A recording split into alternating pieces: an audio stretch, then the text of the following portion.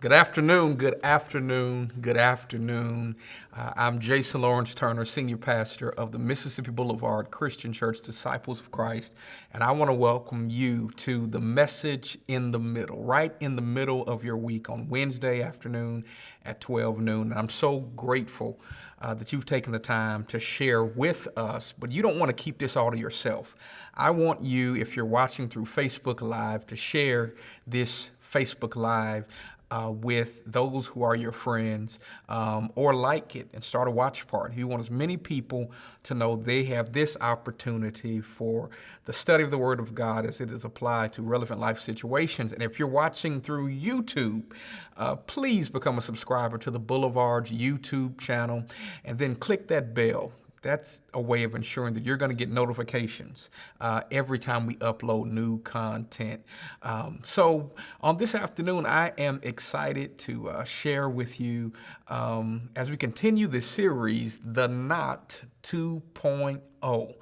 I hope it's been a blessing to your life. And this week and next week, we're going to be concluding this series, talking about some things that we don't ordinarily talk about when it comes to relationships, when it comes to marriage. So I want you, if you know somebody who needs to hear this, tag them on Facebook, let them know they have this opportunity to hear a relevant message about what they might potentially be facing, or maybe they might encounter it later on in their lives. And so today, we've talked the past couple of weeks about the husband and the wife and the best ways that they can be who God created them to be.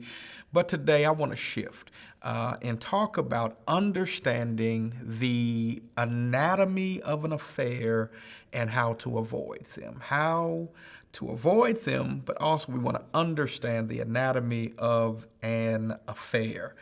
The past few times that I've done relationship series, even when I'm talking about family, I talk about it in a prescriptive sense, meaning what should be done, what ought to happen. It was giving biblical principles as to the design of marriage. In a sense, what I was trying to do was to outline the biblical model of marriage and family and how to behave in marriage. But today and next week, I want to turn my attention to what happens when things don't go the way they are designed. And particularly, I want to share what is true for 15% of married women. So that'll dispel a certain myth. And what is true for 25% of married men, which is when there is that there is a breach of the covenant of marriage, or there is an affair that happens. 15% of women, 25% of men. And what has received quite a bit of attention this year, all the stuff that happened in 2020, what got a lot of attention this year has been the revelation that actress Jada Pinkett Smith, during a time that she and her husband, Will Smith, were married but separated, she had an affair that she called an entanglement. And she had this entanglement with another gentleman. And although there have been rumors about this in the past, it came to light when the man she was involved with began to share it with others, particularly on a public format, which is a lesson to all married people that whenever you invite a third party into your marriage, that person does not have loyalty to you and certainly does not have loyalty to the union you have with your spouse. And so as a result, not only is your marriage placed at risk, but there is much more collateral damage that you may end up having to live with. And so, y'all, if you married, a third party makes it too crowded. You've got to make up your mind that it's just you and your boo, your husband and wife together, making it work the best that they can. So let me state this plainly, that if 15% of married women and 25% of married men have affairs, you could say there's a bright side, right? of those statistics, that 85% of women, 75% of men are faithful to their spouses. However, even with such high numbers of faithful spouses, still 41% of all first marriages end in divorce. And 50% of all marriages end in divorce or separation. This means that an affair is not the only reason that people are getting a divorce. So today, in the time that's ours to share, I want to spend some time giving some attention to what is the anatomy of an affair, and then share ways that we can avoid them, okay? So first of all, let's look at the anatomy of an affair. Number one, got to understand this, and I really hope you would get this in your spirit and your soul, into your mind, that affairs are not just physical intercourse, but also involve emotional intimacy.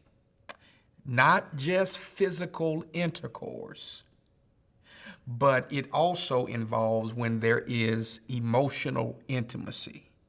You know, we have to understand that just because there has not been sexual intercourse, it doesn't mean an affair is not taking place. Statistics of both married women and men who have emotional affairs are 20% higher than those who have, physical affairs. So if it was 15% of women had affairs, 35% of women have emotional affairs. And if there was only 25% of men who had affairs, 45% of men have emotional affairs. I know y'all are saying, y'all tripping. Y'all are saying, what is an emotional affair?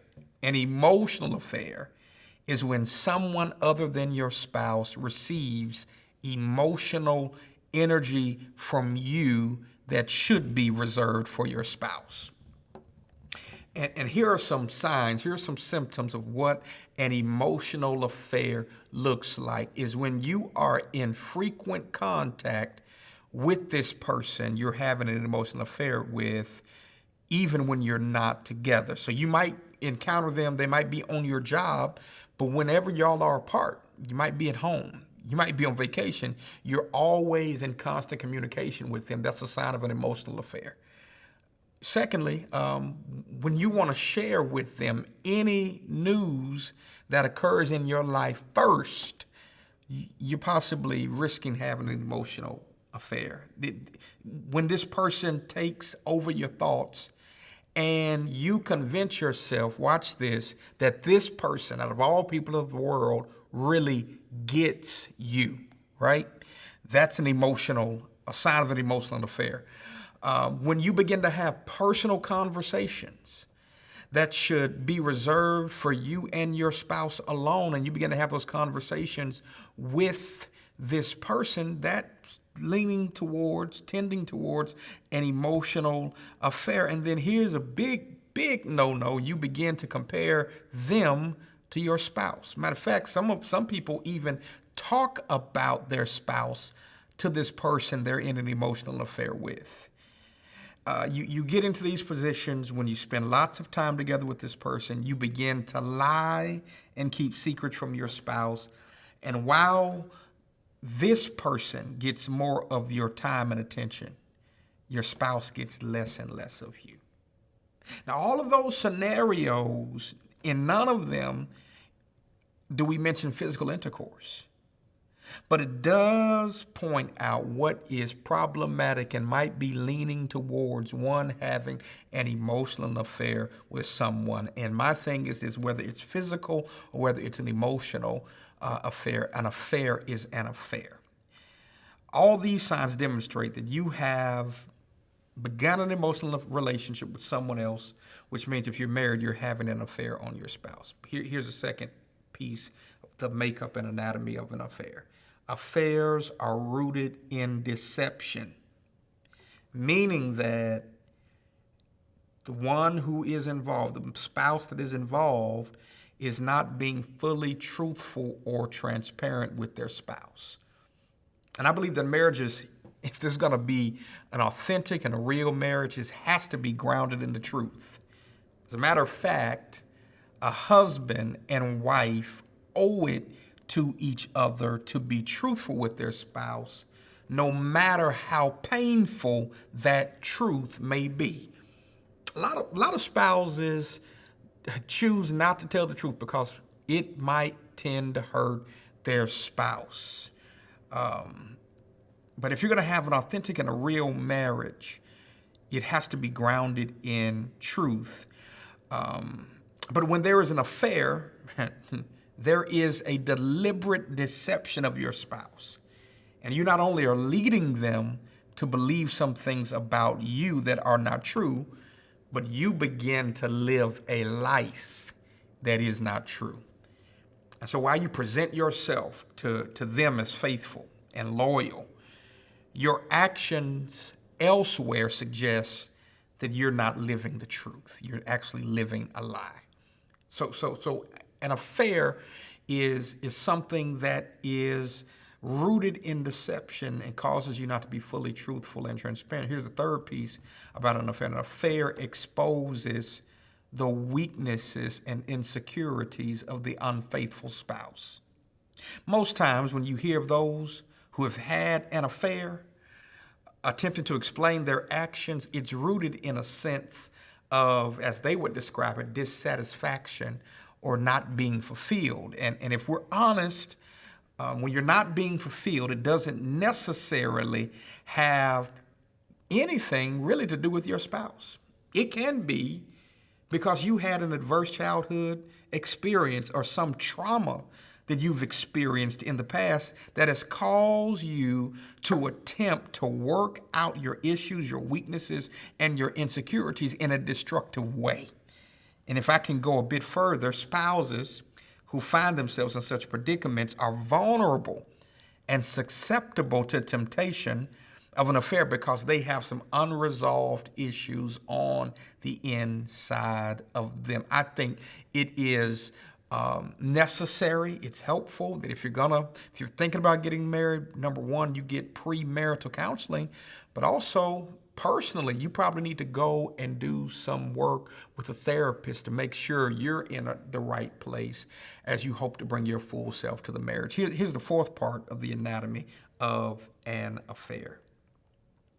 That we ultimately must know that affairs dishonor God's will for marriage and violate the vows the couple made before God. Here's God's will.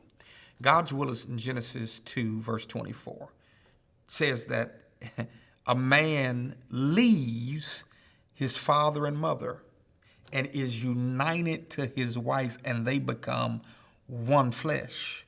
And Jesus even goes forward to say in Matthew 19, verse 6, so they are no longer two, but one flesh.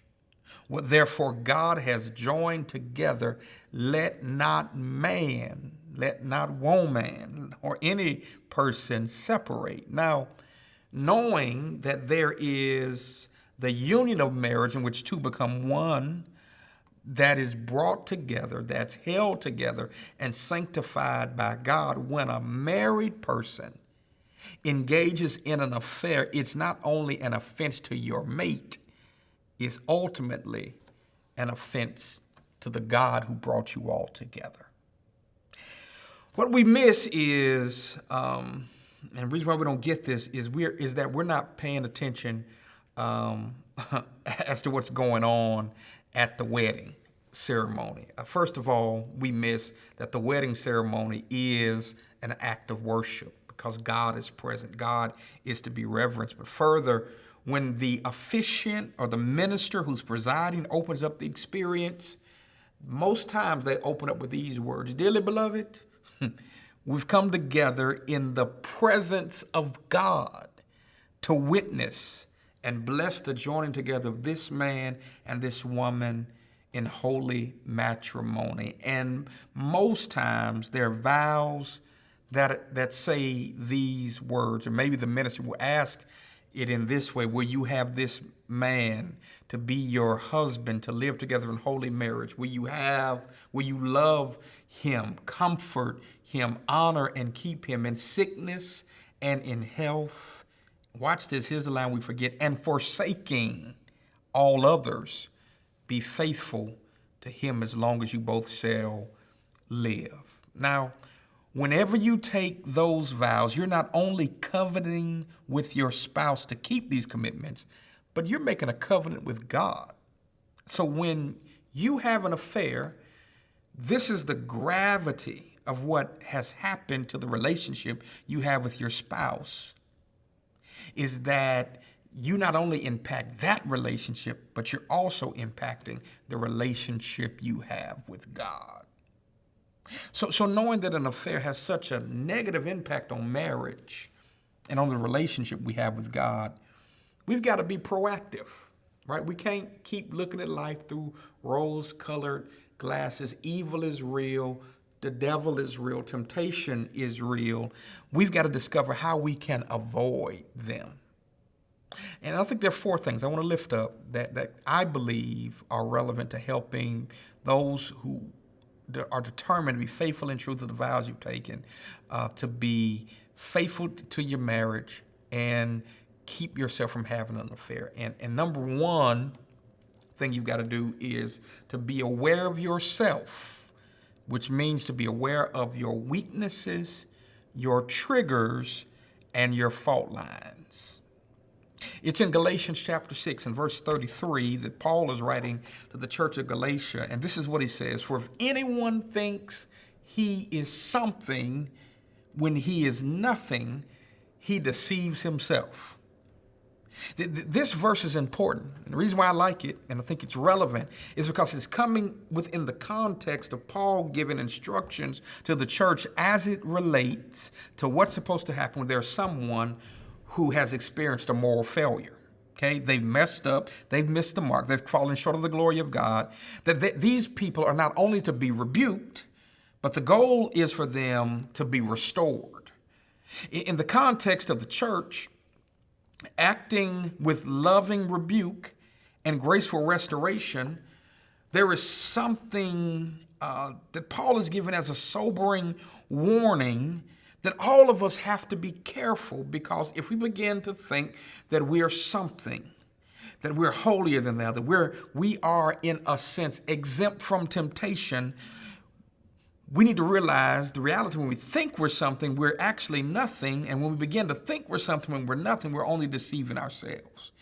And here's the reality based on creation, that from the dust we have come, and from dust we're going to return, because we're all created out of dust, and that all of us are fleshly. We all have weaknesses, which are areas that we're the most vulnerable. Not only do we have weaknesses, we also have triggers, which are things that set us off and down the path to even be open to the advance of an affair. And then we all have fault lines. Now, I'm not talking about, geology, but I think it's a good parallel, because geologically, fault lines are phenomenons where there are cracks beneath the surface, suggesting that there is some brokenness in us that, if left to itself, can cause a catastrophic moment that will not only hurt us, but will have ripple effects that will impact others. And so I believe if you're going to avoid an affair, you got to be aware of yourself and of these things that are your triggers and fault lines and your weaknesses, and be honest also with your spouse about them, so that they do not create a pathway for an affair. So number one, you're going to avoid having an affair. You got to be aware of yourself. Know yourself and your weaknesses, your triggers, and your fault lines. Here's the second way we can talk about avoiding an affair. Understand that there are no such things as breaks, hall passes, or open marriages. And let me just go ahead and say it. An open marriage is not a marriage at all. Mark chapter 10 and verse 9 says this: "What therefore God has joined together, Jesus doesn't say what God has joined together, let them take a break when they need to. Let's go on, let's separate if we have to. No, Jesus says, what therefore God has joined together, let not man separate. And when it speaks of man, it speaks not only of people who are outside of that marriage, it also speaks to the two people who make up that marriage. I need you to understand that I'm not trivializing the need for physical separation when there is an abusive relationship at home. But what is concerning to me is that so many married couples are calling time out on each other. Please understand, when you're married, you're not dating. You just can't go ghost. Marriage is not a situation. Marriage is a covenant. It is a lifelong commitment for better and for worse. And so you can't sign up just for the better. You also signed up to go and deal with the worst until death. And so this whole idea of taking a break is a bad idea, because whenever you step back from each other, you are creating space for the devil to get a foothold in your marriage. This is why Ephesians chapter 4, verse 27 says it so very clearly that we are to give no opportunity to the devil. Because when we take breaks or give hall passes or convince ourselves that we can have an open marriage, it is nothing more than giving the devil an opportunity to wreak havoc in your marriage. You got to be mature enough that whatever it is y'all are going through or struggling with, first of all, understand there's nothing new under the sun. Y'all are not the first couple to deal with something like this. But secondly, there is nothing that you all can't make it together through with the God who brings you together and who holds you all together. So let's get out of our mind this whole notion that you can be married and say, we need to go on a break. Or I'm going to give you a few weeks or a few months to just do what you're going to do. You all should have figured that out before y'all decided to make the commitment of marriage. Here's a third way you can avoid marriage, and this is an affair. You need to establish what I call guardrails to keep you safe. Guardrails to keep you safe. It's in Proverbs chapter 4 and verse 23, where it says, keep your heart or guard your heart with all vigilance, for from it flows the springs of life. I believe one of the practical ways that you can defend your marriage against an affair is to establish guardrails. If you know your weaknesses, your fault lines, your triggers, you need some guardrails. Let me make it plain to you. You know, guardrails are used on highways, oftentimes rural highways, to protect us, particularly when we are traveling up or down some elevation and there is some significant risk of danger. In a real sense, guardrails are a proactive measure meant to save lives. And in the case of a marriage, there are proactive steps we can take to protect our marriages from potential risk. So, for example, it's regulating who has access to you and what level of access they have. Not every coworker you work with of the opposite sex should have the ability to contact you directly at all times of the day and night. My rule of thumb is that no one of the opposite sex has my personal cell number unless they have business with me. And another guardrail is, in this age, is being mindful of and honest about who is attempting to contact you through social media. That's the real dressed up way of being mindful of who's sliding into your DMs, okay?